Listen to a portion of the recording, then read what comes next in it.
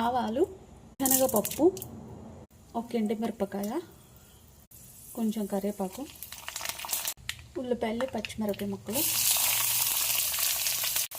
కలుపుకుందాం. బాగా ఉడకబెట్టుకున్న క్యాలీఫ్లవర్ పసుపు వేసి ఉడకబెట్టుకుందాం. కలుపుకుందాం, బాగా కలుపుకుందామండి. కొద్దిగంత పసుపు వేసుకుందాం. రుచికి సరిపోయినంత ఉప్పు వేసుకుందాం. కొంచెం మిరియాల పొడి వేసుకుందాం. తగినంత గరం మసాలా వేసుకుందాం. కొంచెం సరిపోయినంత ఇంగువ వేసుకుందాం. ఎక్కువ కాకుండా లైట్గా కారం వేసుకుందాం. ఇప్పుడు కలుపుకుందాం మంచిగా. ఉప్పు, కారం, పసుపు అన్నీ కలిసేలాగా కలుపుకుందాం అండి.